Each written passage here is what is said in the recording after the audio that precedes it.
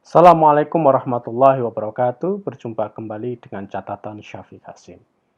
Jika saya disuruh memilih antara dua hal, mana peradaban masa lalu yang kita butuhkan untuk dihadirkan kembali bagi umat Islam pada masa sekarang, antara alih status Hagia Sophia menjadi masjid, ataukah pembangunan kembali Baitul Hikmah? Maka jelas pilihan saya adalah pembangunan kembali Baitul Hikmah. Mengapa demikian? Mari kita lihat catatan sejarah umat Islam. Hagia Sophia dibangun atas perintah Justinian I sebagai katedral bagi umat Kristiani di Konstantinopel, nama lama bagi kota Istanbul, di antara tahun 532 sampai 537 Masehi. Sultan Mehmed sang penakluk menjadikan Hagia Sophia sebagai masjid pada tahun 1453 Masehi sebagai konsekuensi kejatuhan Konstantinopel oleh Imperium Utsmani. Pada tahun 1935, Masjid Hagia Sophia diubah statusnya sebagai museum. Lalu pada awal Juli 2020 kembali Hagia Sophia dijadikan sebagai masjid. Mungkin sebagian kalangan yang masih membutuhkan simbol kemenangan atas umat Kristen, hal itu penting. Mereka yang berpikir politik identitas alih status ini dianggap sebagai hal yang sangat berarti bagi umat Islam dunia. Namun jika kita renungkan maknanya, apakah itu yang memang dibutuhkan umat Islam zaman sekarang? Bukankah kita lebih membutuhkan hadirnya kembali lembaga keilmuan dan penelitian yang mampu menawarkan penyelesaian atas persoalan-persoalan yang kita hadapi sekarang ini. Dari persoalan rivalitas yang berkepanjangan antar umat beragama, terutama Kristen versus Islam, sampai pada persoalan COVID-19. Pendek kata, apakah alih status ini bisa menyebabkan ditemukannya vaksin COVID-19 sebagai misal? Dalam konteks Turki sendiri, mungkin Erdogan berpikir untuk kepentingan politik personalnya, menarik simpati pendukungnya, dan jelas manfaat politik untuk kepemimpinannya yang didapatkannya. Namun bagi kita umat Islam di belahan lain, terutama umat Islam di Indonesia, euforia pengalihan status Hagia Sophia secara resmi menjadi masjid kembali sebetulnya untuk apa? Identitas politika ataukah untuk menunjukkan supremasi Islam yang memang sudah jelas sangat suprematif di negara kita? Masalah ini menjadi menjalar pada urusan politik. Hagia Sophia dijadikan sebagai bahan kampanye politik di dalam negeri agar umat Islam Indonesia memiliki pemimpin seperti Erdogan.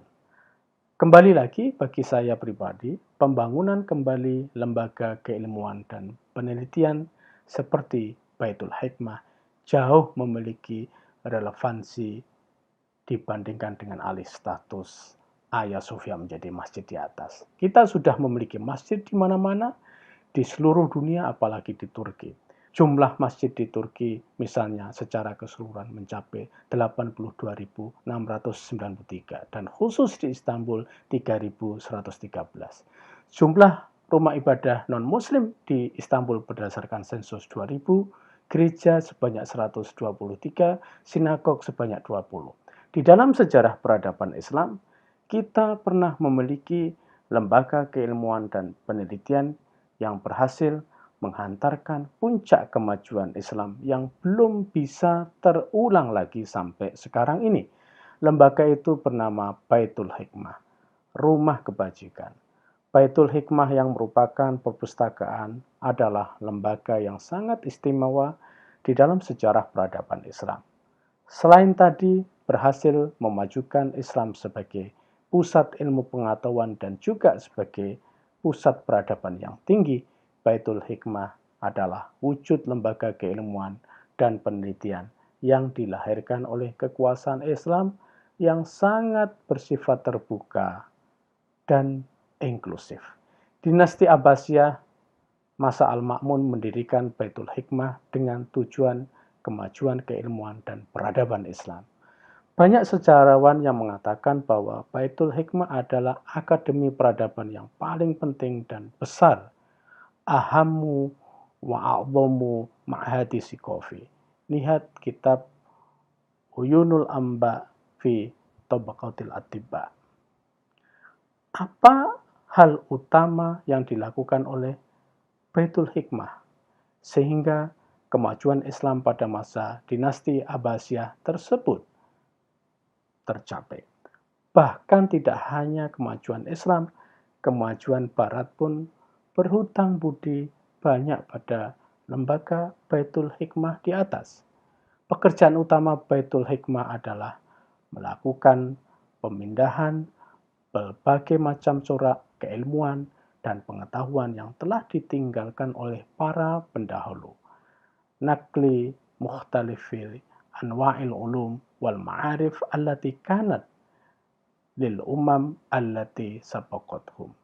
Di sini Baitul Hikmah mengkategorikan ilmu-ilmu seperti filsafat, kedokteran, astronomi, geometri, aljabar, pertanian, biologi, kimia, yang pada saat itu diwarisi dari tradisi Yunani, Persia, dan India dan sebagainya sebagai al-ulum al-awail, ilmu-ilmu yang awal.